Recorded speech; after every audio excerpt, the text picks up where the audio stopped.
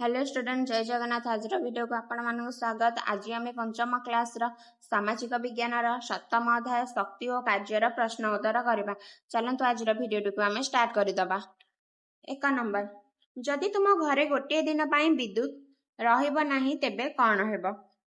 उत्तर देखंतु, पंखा, bulb, TV और फ्रिज चलिब नाही, मोबाइल चार्ज करिपारिबु नाही, राति रे आलोकर असुविधा हेब, पाठ पढ़ा घर काम बाधा सृष्टि हेब। एबे आमे 2 नंबर करबा। 2 नंबर देख, कोयला बदल रे सौर शक्ति किंबा पवन शक्ति काहेकि व्यवहार करबा भल? उत्तर देखंतु, एगुड़िक नवीकरण योग्य शक्ति उत्स, परिवेश को प्रदूषित करे नाही, कार्बन डाइऑक्साइड निर्गमन हुए, भविष्यत पाई शक्ति संचय हुए। एबे आमे 3 नंबर करबा। शक्ति संरक्षण हेउथिबा 2टी उपकरणर उदाहरण दिया। तो प्रथमटी कौन लिखिबा? एलईडी बल्ब, द्वितीय सौर जल उत्तापक बा सोलार वाटर हीटर। एबे आमे 4 नंबर करबा।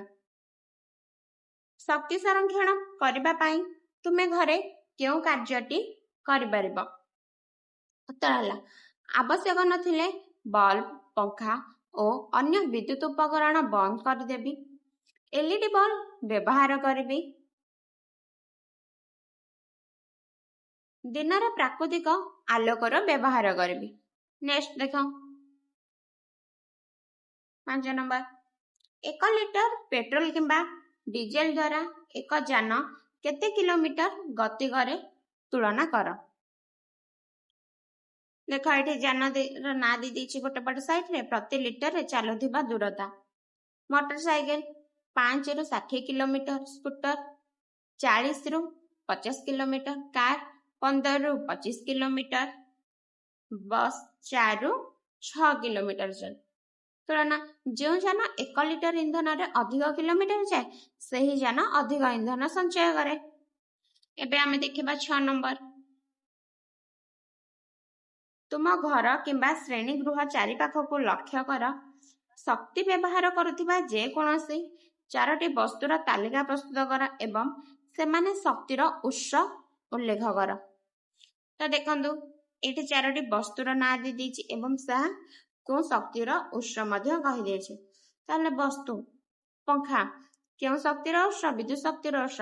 बल्ब विद्युत शक्तिर उत्स। टेलीविजन मध्य विद्युत शक्तिर एक उत्स। गैस चूल्हा एलपीजी रंधन गैस रा उत्स। एबे देखंतु 7 नंबर, निजे करी आलोचना कर। क सौर शक्ति, पवन शक्ति किंबा एपरि अन्य कोनोसी शक्ति उत्स व्यवहार करी एक स्वच्छ शक्ति गृहर एक सरल नक्शा अंकन कर। ताले से कहार अंकन करिया कहिछि ना स्वच्छ शक्ति गृहर अंकन करिया को देछि एक नक्शा। देखो एठी स्वच्छ शक्ति गृहर एक नक्शा अंकन करे देछि, याको देखि कि तम माने अंकन करबो।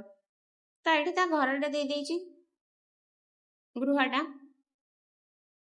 ऊपर कौन अछि? सौर पैनल।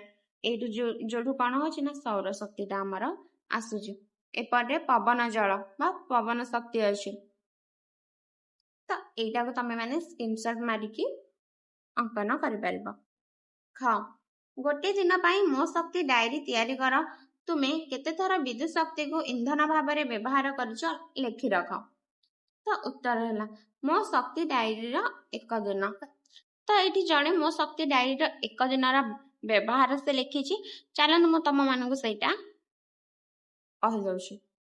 समय सकाळ 6 कार्यगण लाइट जलाइले शक्तिर उत्स हेउछि विद्युत। सकाळ 7 कार्य पंखा चलैले शक्तिर उत्स हेउछि विद्युत।